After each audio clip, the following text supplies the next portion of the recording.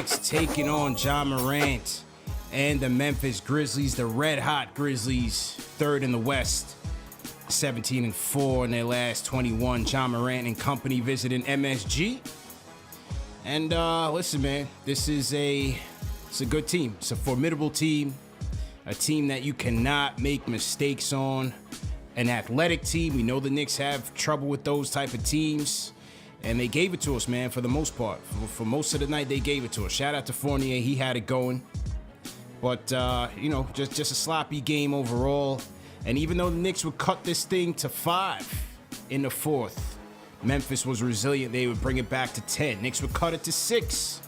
Memphis brings it back to 11. Knicks defense just not crisp tonight against this team. And it showed.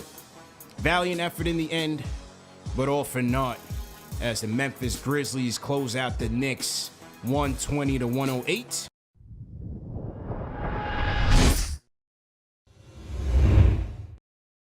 This is a very opportunistic team. They're going to turn you over, and they want to get out and run. And obviously that run is spearheaded by their guy, the road runner, Ja Morant. Got to be careful with the ball. And that was the first thing that jumped off the screen. Secondly, offensive rebounds. It's the number one offensive rebounding team in the league. You have to find your man at all times, because every single bounce that went the Grizzlies' way, every single rebound that went their way, it just seems like they were able to capitalize on it.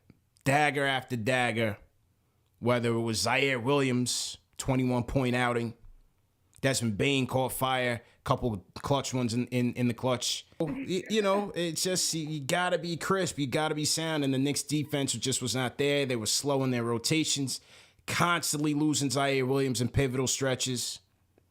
You want to talk coaches' rotations, damn near starting 5 playing the entire third quarter. Yeah, Kemba on sawdust knees, dragging it to the finish line. Didn't have it. And then, offensively, I just felt like there were times where we were desperately missing a point guard, a sound decision maker, someone who could take care of the ball, someone who could get us some easier buckets, in spots that was missing. Good game by Fournier, 30-point outing. Definitely kept it interesting, but like I said, man, Memphis was just too strong for us tonight, and it showed, man.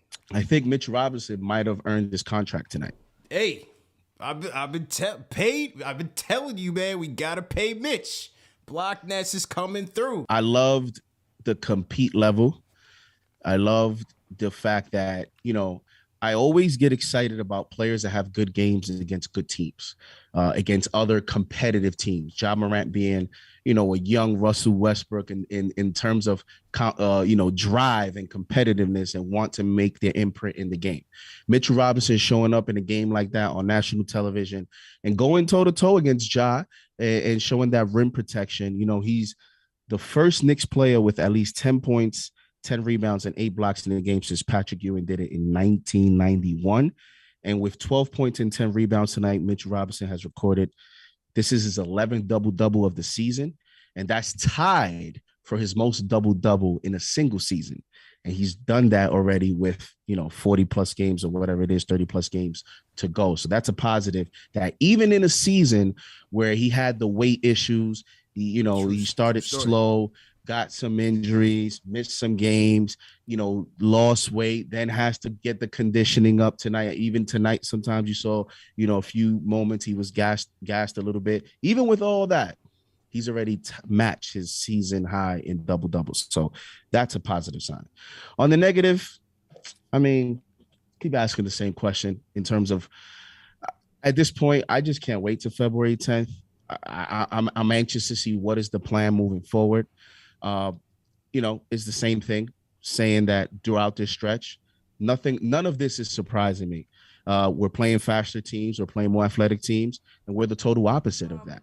This was a winnable game, and I know that on paper it doesn't sound like that. When you look at, roster to roster and the way the Grizzlies are clicking and they're moving, you would think it wasn't winnable. But I think that, if the way that the Knicks stayed in it throughout periods of the game showcased that it was a winnable game, except we were missing pieces to make that happen. JD spoke about the rotations.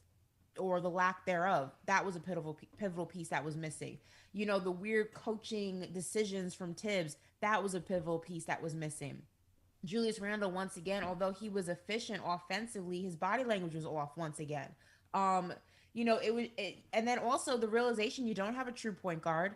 You know, you don't have that piece that is the difference maker piece that makes everything else around them um better and makes this team better. And you know, I'm not gonna really focus on, you know, Obi and quickly and things like that. I think that, you know, there's up and downs when you're dealing with young players, but it just showcased that the team, when the team is, when I say the team, obviously I mean the Knicks, um they're a lot closer to being on the, or being able to compete with some of the better teams, but they're also so far away because of the pieces that they're missing. And I think if anything showed the front office what needed to be changed, it should be this game right here, because we were in it and then it got away from us because of everything that we're missing.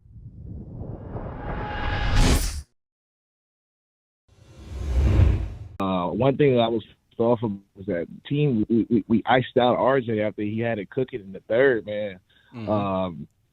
One thing I'll call in about, or I like to touch on when I call in, is just the rim pressure. And this is the only guy with Derrick Rose being out that consistently puts pressure on the rim. And tonight he got to the line. We shot 11 free throws.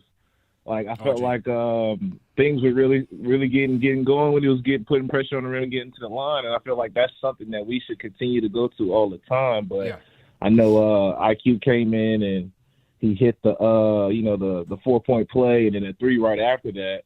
And felt like once RJ and Randall came back in the game after that, they're just running the 2-man game with Julius and IQ. And when IQ kept bricking, they started going with Fournier, but he kept going.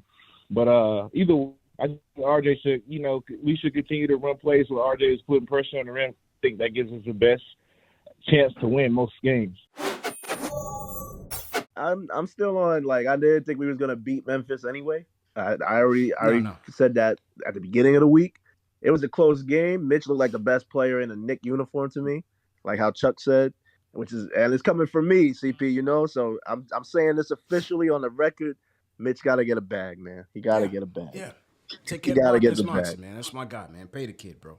You got to pay the kid, man. But going forward, I know what JD just said about this might be the last home game, but I'm watching the Jazz right now. Listen, still got some winnable games. I don't know what it means in the big scheme of things, but Utah, everybody that you could think of for Utah is not playing right now. They're all hurt. You got the Lakers. I don't know what's going on with Bronny. He's hurt. They play in Portland tonight. It's always a close game. So you still got winnable games while you're on the road. I just like this whole Cam thing, and I'm a whole big supporter of Cam, but we making this it's way too much now. Like, Cam is not Carmelo Anthony, all right, y'all. Like, and I wanted him here, but y'all have to stop, man. Y'all got to stop. 1 week won't kill you guys. 1 week does not change the course of this season at all. It doesn't. It doesn't. I don't care what anybody says. 1 week doesn't change anything. So let's just see how it goes on the road. I think you got 2 out of 4 before the trade deadline that you can win. And I see where the cards fall on trade deadline days, right? That's February 10th. But everybody just be careful, man. Yeah.